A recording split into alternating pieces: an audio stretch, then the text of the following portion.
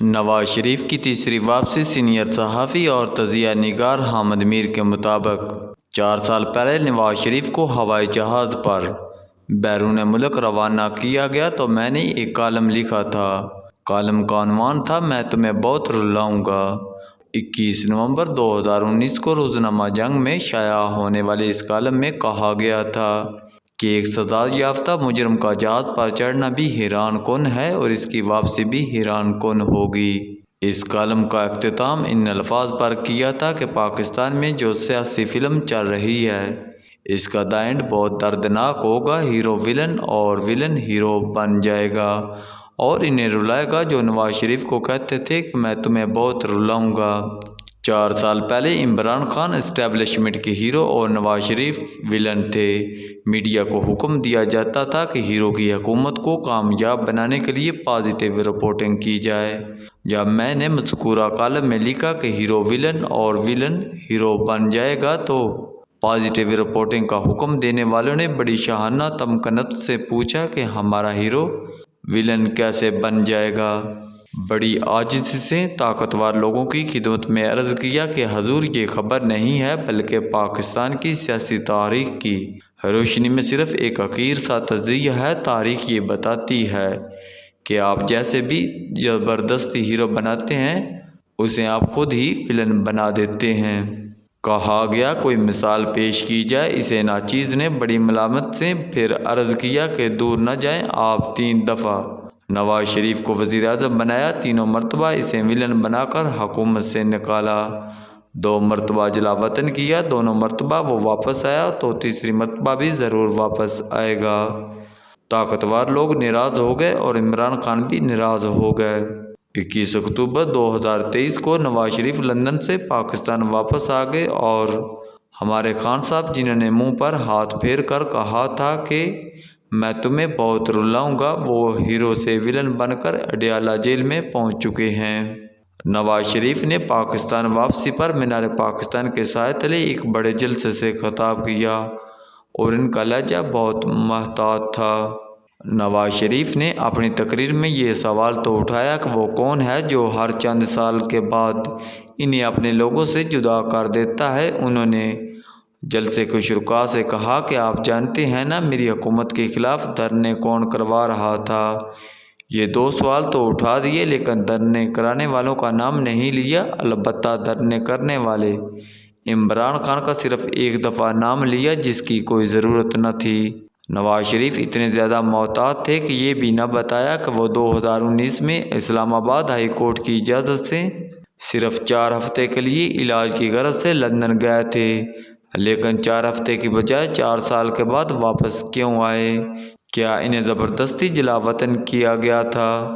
کیا وہ کبھی یہ بتائیں گے کہ 2018 میں انہیں لندن سے پاکستان واپسی سے کیوں منع کر رہا تھا؟ پاکستان واپسی پر وہ کس کے حکم سے گرفتار ہوئے؟ انہوں نے یہ تو بتا دیا کہ اڈیالہ جیل کے نگران نے بستر مرگ پر پڑی ان کی اہلیہ سے فون پر بات نہیں کرائی اور کوٹ لاکھپت جیل میں ان کی آنکھوں کے سامنے مریم کو گرفتار کر لیا گیا، لیکن یہ نہیں بتایا کہ یہ احکامات کہاں سے آ رہے تھے۔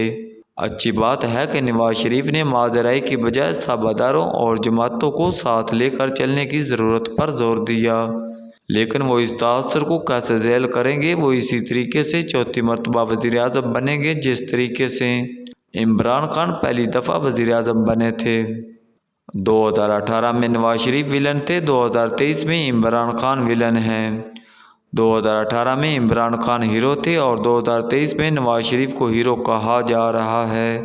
اگر انہوں نے بھی اسی طریقے سے وزیر اعظم بننا ہے جس طریقے سے عمران خان بنے تھے تو کیا وہ دوبارہ سے ویسے انجام سے دوچار نہیں ہو سکتے جس انجام سے خان صاحب دوچار ہوئے ہیں؟ نواز شریف کا کہنا ہے کہ وہ 9 مئی والے نہیں بلکہ 28 مئی والے ہیں۔ یہ درست ہے کہ نواز شریف نے 28 مئی 1998 کو ایٹمی دھماکے کیے لیکن کیا 12 اکتوبر 1999 کو انہیں وزیر اعظم ہاؤس میں گھس کر گرفتار نہیں کیا گیا؟ جب وہ تیسری مرتبہ وزیر اعظم بنے تو کیا اس ملک کی اعلیٰ عدلیہ نے انہیں نااہل قرار نہیں دیا تھا؟ نواز شریف 3 مرتبہ بطور وزیر اعظم اپنی مدت پوری نہیں کر سکے۔ کیا انہوں نے کبھی 9 مئی جیسی کوئی سازش کی تھی؟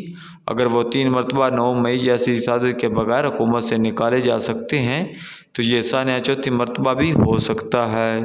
اصل بات ہے کہ تمام اداروں کو اپنی آئینی حدود میں رہ کر کام کرنا چاہیے اور آئین کی خلاف ورزی نہیں کرنی چاہیے۔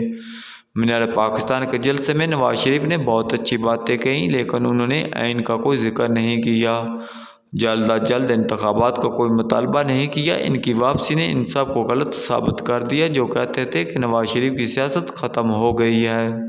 نواز شریف کی واپسی خوش آئندہ ہے، لیکن وہ مت بھولیں کہ انہوں نے ووٹ کو عزت دو کا نعرہ لگایا تھا۔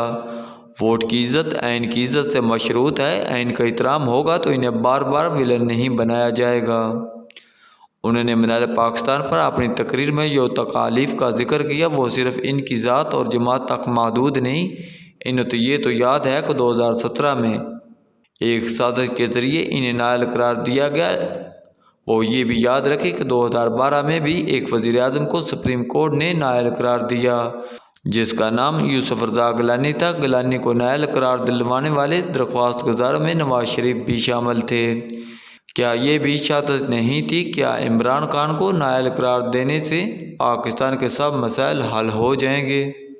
مینار پاکستان کے جلسے میں سب سے خوبصورت لمحہ وہ تھا جب ایک سفید کبوتر نواز شریف کے سامنے آ بیٹھا اور انہوں نے اسے اپنے ہاتھ پر بٹھا کر ہاتھ کو فضا میں بلند کر دیا۔ سفید کبوتر محبت اور وفاداری کی علامت ہے۔ سفید کبوتر کا نواز شریف کے ہاتھ پر بیٹھنا نیک شگون ہے۔ امید ہے نواز شریف کی واپسی بھی پاکستان میں جمہوریت کے لیے نیک شگون ثابت ہوگی اور وہ آئین کے خلاف کسی سازش کا حصہ نہیں بنیں گے۔ انتخابات کو مزید ملتوی نہیں کیا جائے گا، لیکن اگر انہوں نے اسی طریقے سے وزیر اعظم بننے کی کوشش کی جس طریقے سے 2018 میں عمران خان کو زبردستی وزیر اعظم بنایا گیا تھا، تو وہ یاد رکھیں کہ یہ وہ پاکستان نہیں جسے وہ 4 سال قبل چھوڑ کر گئے تھے۔ پاکستان بدل چکا ہے۔ اگر ماضی کی غلطیوں سے سبق نہ سیکھا گیا تو پوری قوم کے جوش اشک سے کوئی ایسا طوفان آئے گا جس کے بعد ہمارے پاس صرف پچھتاوے رہ جائیں گے۔